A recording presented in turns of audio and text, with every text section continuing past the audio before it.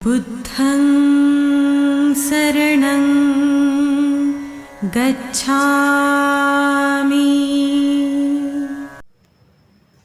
जिंदगी दी है तो जीने का हुनर भी देना, पांव बख्शे हैं तो तौफीक के सफर भी देना।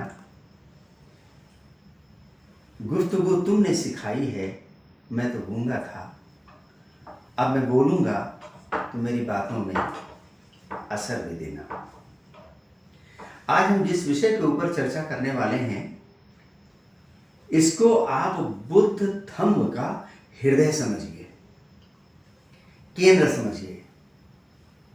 बुद्ध धम्म को उसके मौलिक रूप में समझना हो तो इस एक विषय को समझना पर्याप्त है।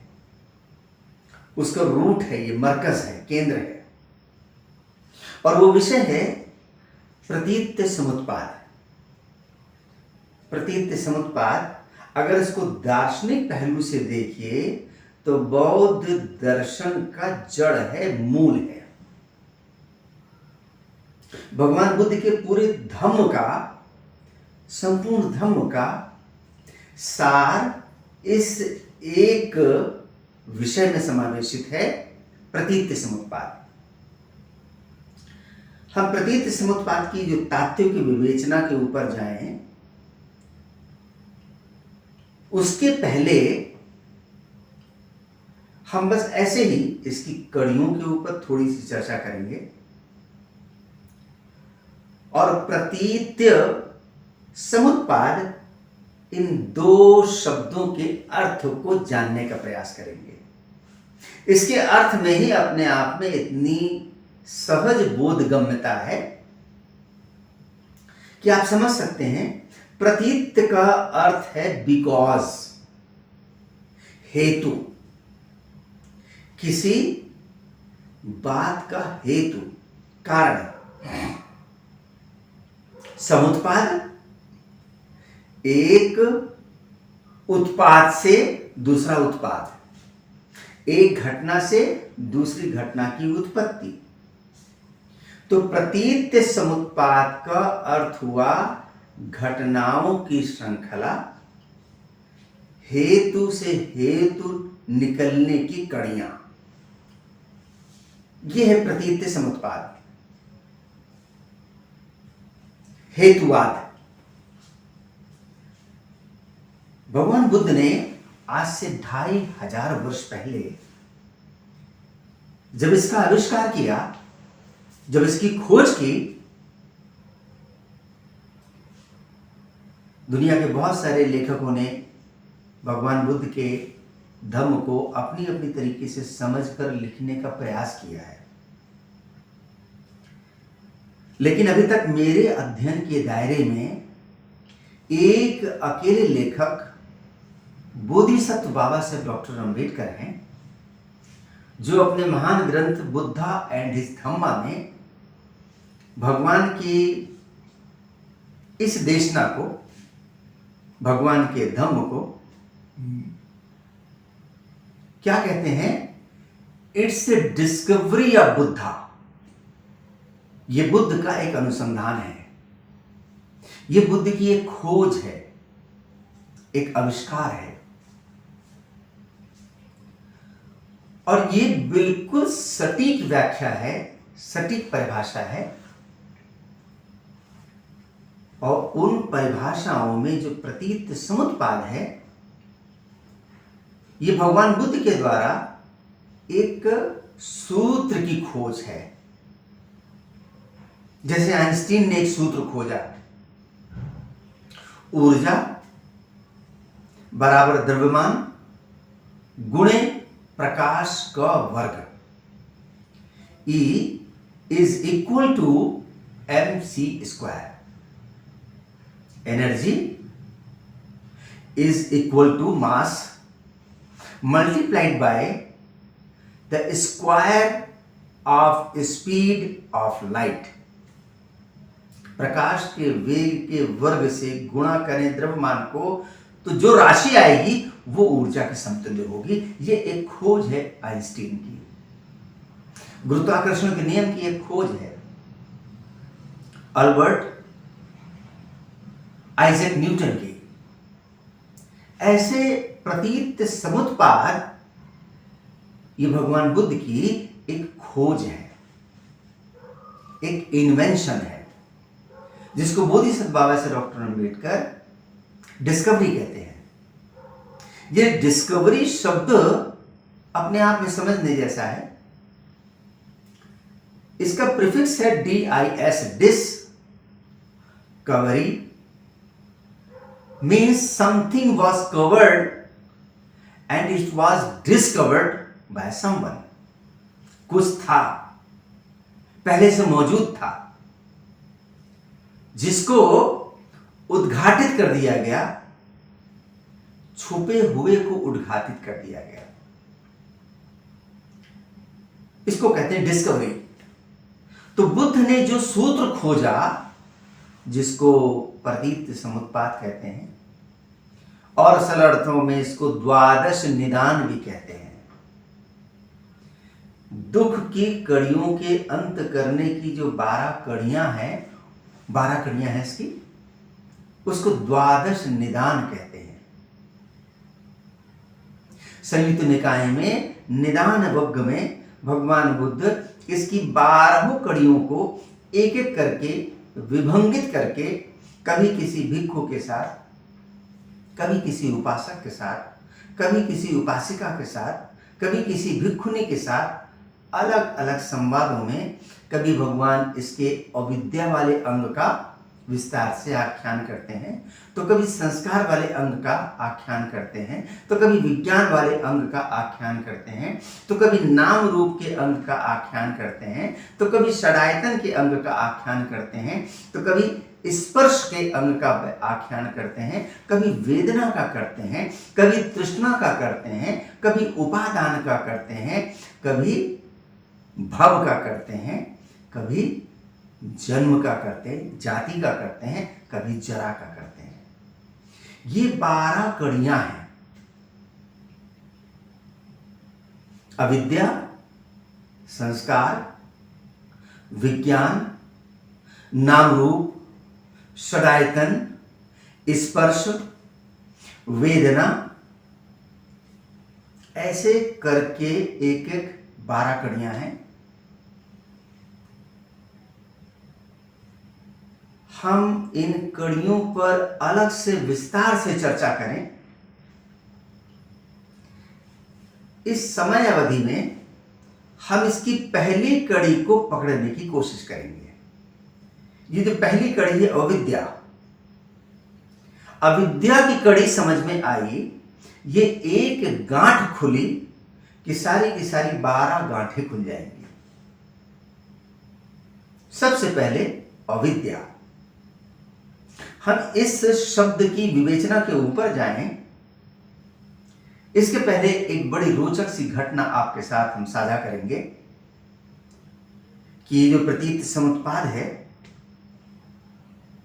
सारिपुत्र और मोदगल्यायन भगवान बुद्ध के समय ये 2 बड़े प्रतिभाशाली युवक थे और दोनों में आपस में बड़ी गहरी मैत्री थी।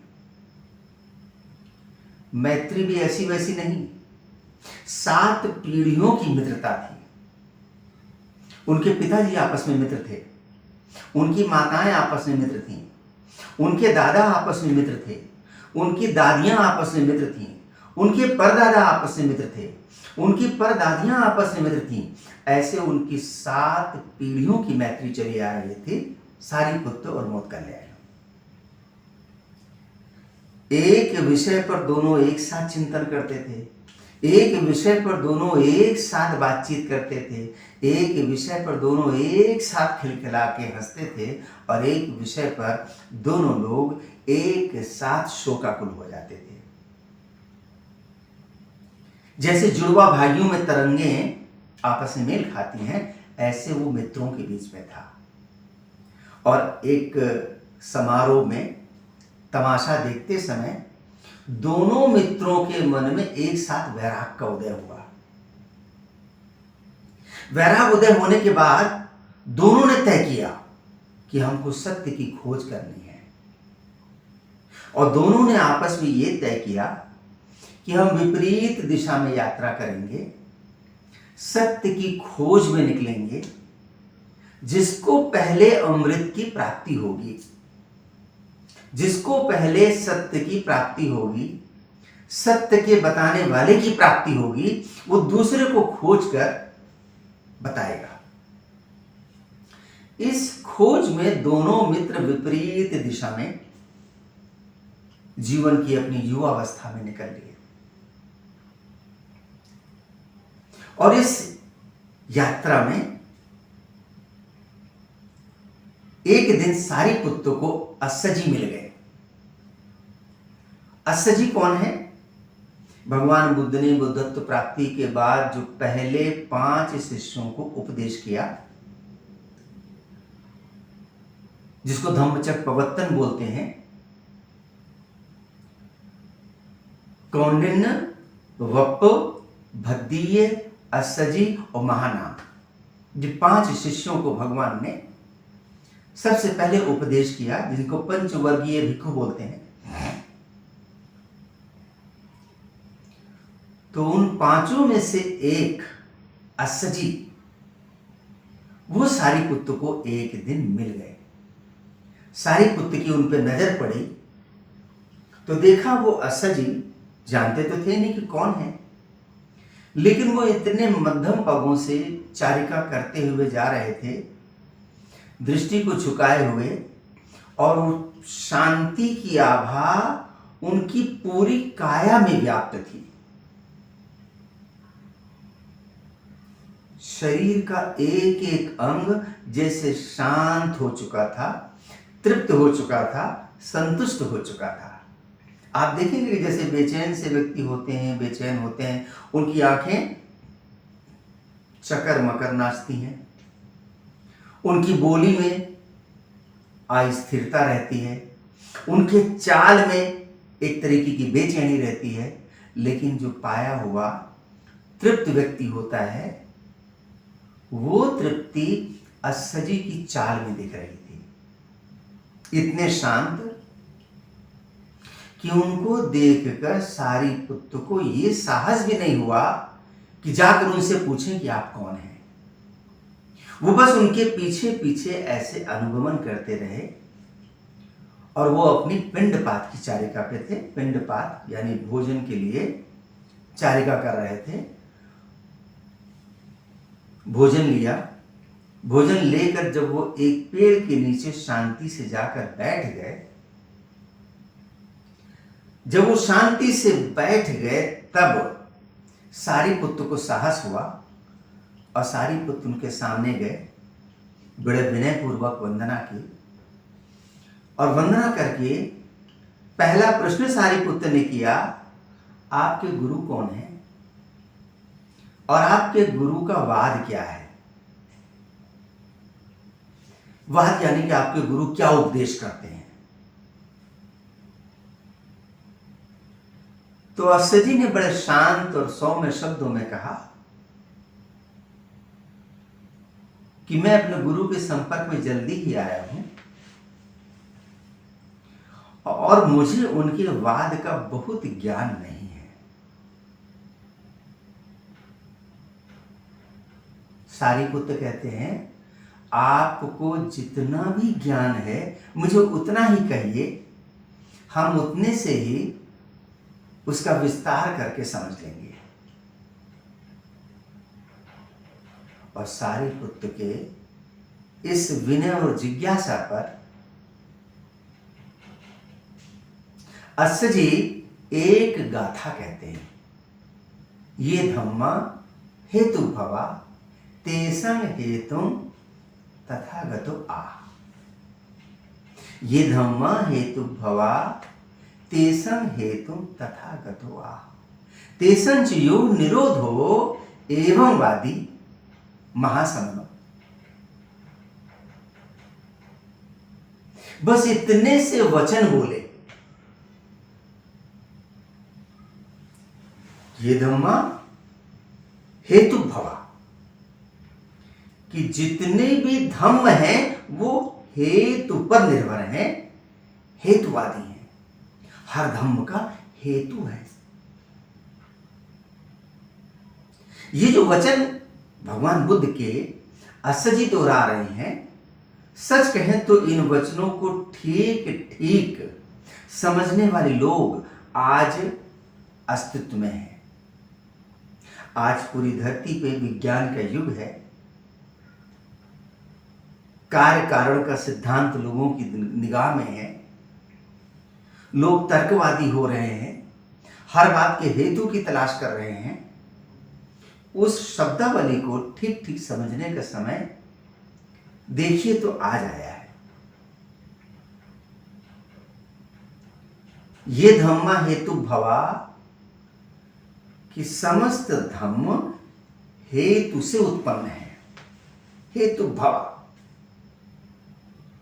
ये जो धम्म शब्द है समझने जैसा है। जैसे अग्नि का धर्म है जलाना व तपाना, यह अग्नि का गुणधर्म है। सूरज का गुणधर्म है जलना, तपना, प्रकाशित होना। बर्फ का गुणधर्म है शीतल होना। रसगुल्ला है, मिठास उसका गुणधर्म है। मिर्चा है, कड़वाहट उसका गुणधर्म है। ये धम्मा हेतु भाव कि समस्त धर्मों का हेतु होता है। साथ में तेसं हेतुम तथागतो आह, उस हेतु को तथागत कहते हैं। हमारे गुरु तथागत उस हेतु को कहते हैं। सिर्फ हेतु को कहते भर नहीं है, बल्कि तेसंच यो निरोधो, उस हेतु को रोका कैसे जाए, उसका निरोध कैसे किया जाए, उसको स्टॉप कैसे किया जाए। एवं वादी महासमनो, हमारे वो महाश्रमण, हमारे वो गुरु इस वाद के, इस उपदेश के, इस शिक्षा के देने वाले हैं। जैसा ग्रंथ सबूत देते हैं, साक्ष्य देते हैं, सिर्फ इन दो पंक्तियों को सुनकर, दो पंक्तियों की इन गाथा को सुनकर सारी पुत्र तत्काल वहीं पर श्रोतापन्न हो गए। श्रोतापन्न शब्द समझने जैसा है। ऐसे तो क्या हर शब्द में पूरा का पूरा जैसे ग्रंथ समाया है। हम संक्षेप में ही इस समय की मर्यादा में, श्रोतापन्न का अर्थ है जिसका चित्त धम्म के स्रोत में उतर गया। धम्म के स्रोत में कैसे उतर गया? भगवान बुद्ध कहते हैं जो कुछ बातें उपमाओं से आसानी से, सरलता से, सुगमता से समझ में आती हैं। जैसे गुलाब का एक फूल लिया हमने और गुलाब के फूल को बहती हुई नदी की धाराओं के बीच में डाल दिया। नदी के स्रोत में फूल को हमने डाल दिया। उस फूल के साथ यदि कोई अन्यथा घटना ना हो, अन्यथा घटना, उस तैरते हुए नदी के स्रोत पर धाराओं पे तैरते हुए फूल को अगर कोई नाविक उठा न ले, कोई नायिका उठाकर उसको अपने बालों में लगा न ले, कोई पुजारी उसे उठाकर कहीं मंदिर में चढ़ा न दे, कोई महापात्र उसे उठाकर कहीं किसी शव के ऊपर रख न दे, पानी का कोई थपेड़ा, लहर का कोई थपेड़ा उस फूल को उठाकर तट पर पटक न दे, ऐसी कोई अन्यथा घटना यदि ना हो, तो वो नदी के स्रोत में पड़ा हुआ फूल, उसका अंतिम परिणाम, अंतिम लक्ष्य क्या होगा? वो नदी के स्रोत में पड़ा हुआ फूल तैरते तैरते तैरते जाकर सागर में विलीन हो जाएगा, सागर में गिरेगा। ऐसे जिसका चित्त धम्म के स्रोत में उतर जाए और वो ऐसे स्रोत में उतर जाए कि अंतिम लक्ष्य उसका निब्बान हो, कि वो निब्बान के सागर में विलीन हो जाए, वो अरहत के सागर में जाकर विलीन हो जाए, ऐसे चित्त की दशा को श्रोतापन्न कहते हैं। चित्त स्रोत में उतर गया। जैसे हम शादी के समय देखते हैं, शाम के समय बेटी जो है, दुल्हन बनी बेटी वर के गले में वरमाला डालती है, मंगल गीत होते हैं, बड़ा उत्सव होता है, और सवेरे अगली सुबह अथवा रात को ही जो उस बेटी की विदाई होने लगती है, तो वो सजी संवरी बेटी आंखों में आंसू भरते हुए, रोते हुए अपने पिता के गले लगती है। पिता के गले लगकर 2 कदम आगे बढ़ती है, मां के गले लगती है। मां के गले से हटती है तो अपनी बहन के गले लगती है। बहन के गले लगकर 2 कदम आगे बढ़कर अपने भाई के गले लगती है।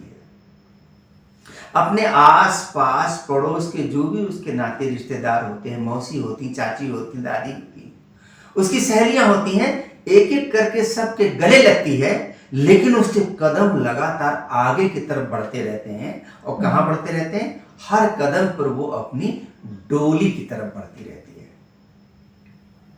आज की तारीख में कहें तो वो फूलों से सजी हुई कार की तरफ बढ़ती रहती है, जिस कार में बैठकर उसको अपने पति के साथ विदा होना है।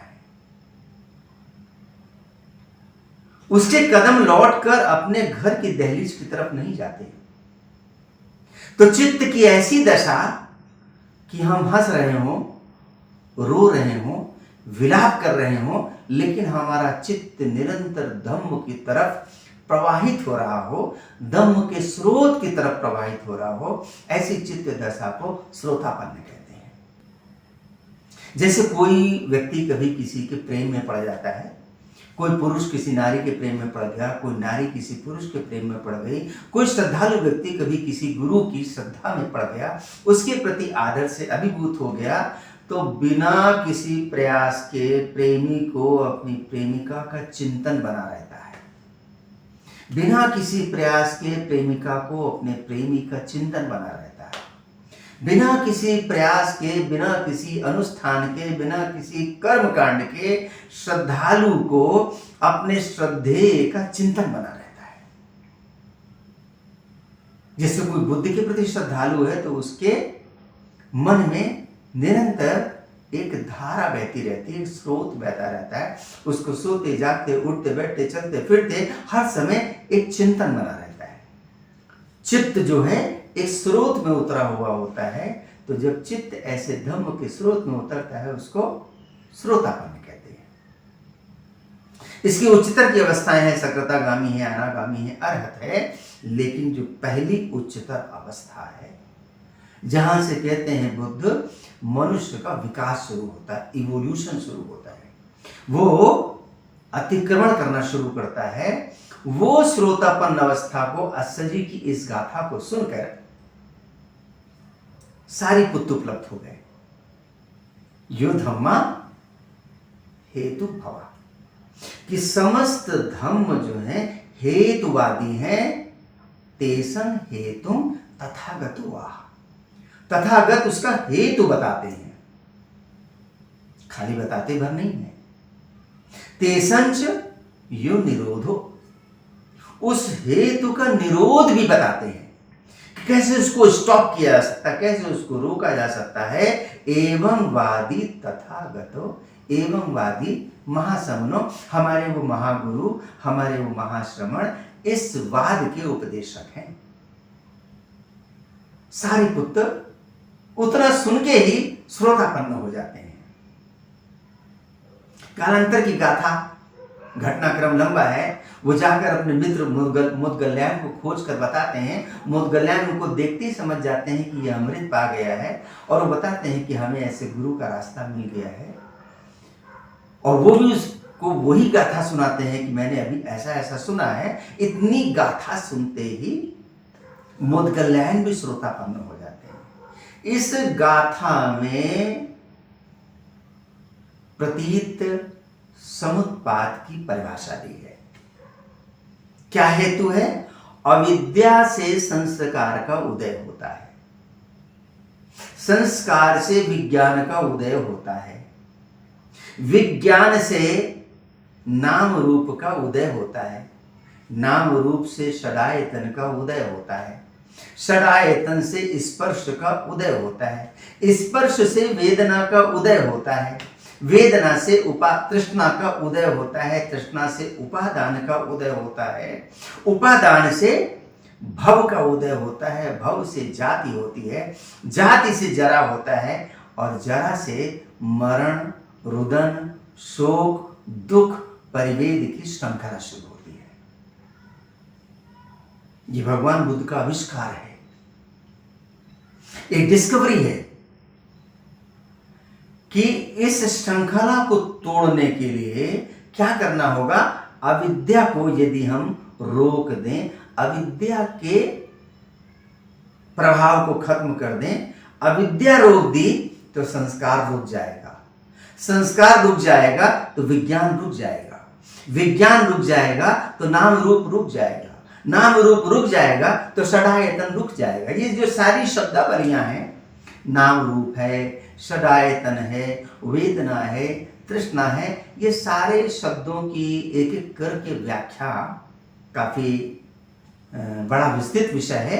मैं अभी खाली इसमें एक शब्द, पहला ही शब्द अविद्या,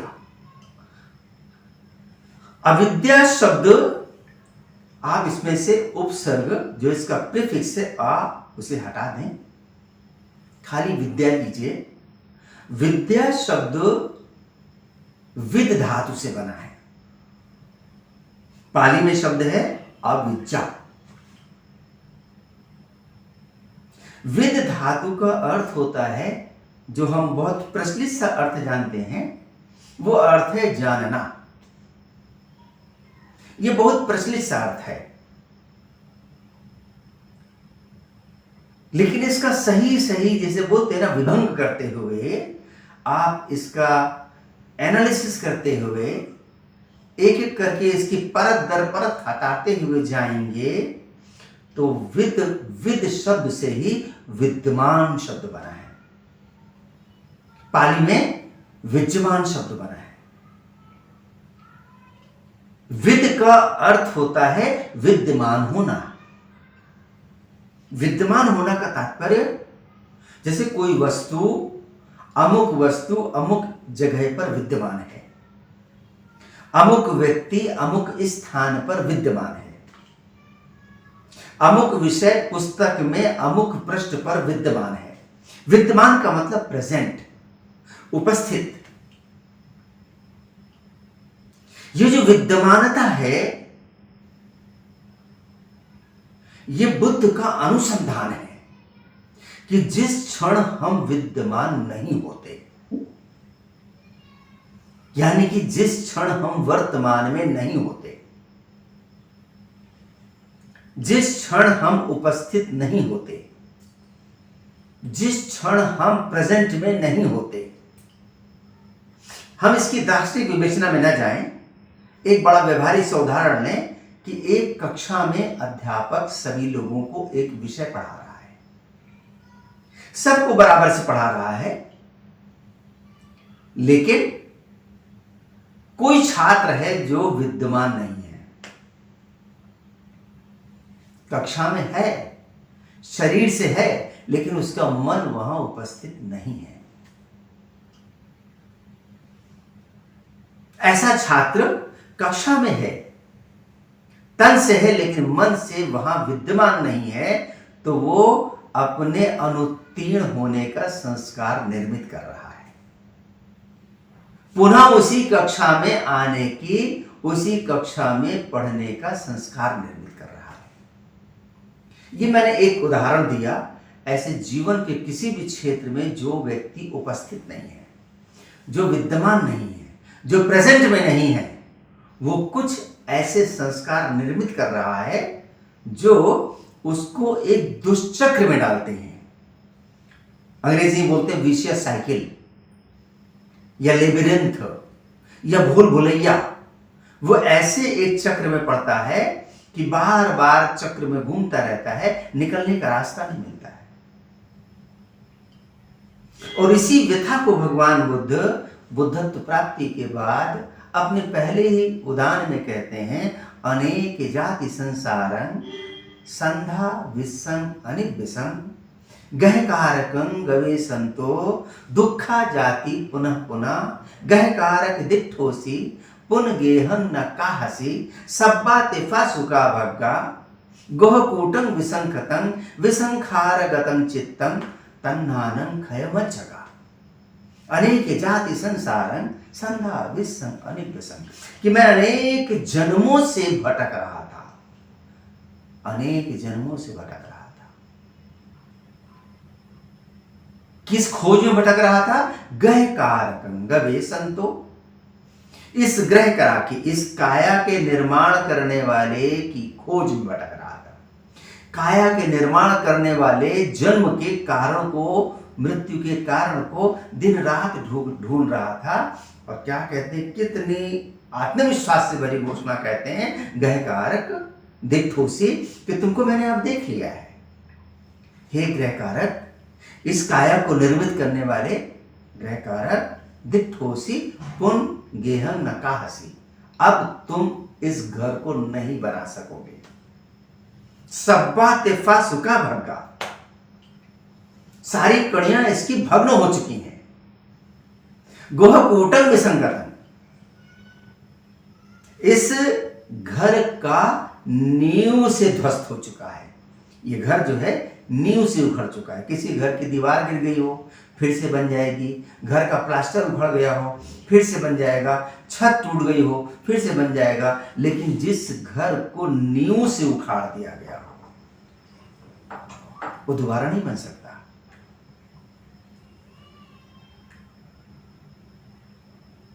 गहकारक दिट्ठोसी पुन गेहं न काहसी सब्बा तिफा सुका भग्गा गहकूटं विसंखतं विसंखारगतं चित्तं, ये चित्त जो है समस्त संस्कारों से विलग हो चुका है, संस्कार रहित हो चुका है। विसंखारगतं चित्तं तन्नानं क्षयमज्जगा, और तृष्णा का भी क्षय हो चुका है। तो जो इसमें पहला शब्द है अविद्या, अविद्या ये भगवान बुद्ध की एक अनूठी खोज है कि इस कड़ी को तोड़ने के लिए, इस 12 कड़ियों की श्रृंखला को तोड़ने के लिए हमें विद्यमान होना होगा। विद्यमान होना होगा यानी कि वर्तमान के पल को पकड़ना होगा। और ये उनकी खोज है। ये विद्या का नाम है ध्यान। जब हम ध्यान करते हैं तो ध्यान के द्वारा अपनी आती जाती सांसों को देखते हैं, सांसों को देखते हैं, अपनी वेदनाओं को देखते हैं, फिर धम्मों को देखते हैं, और उस शुद्ध वर्तमान में हम पहुंचते हैं जिसको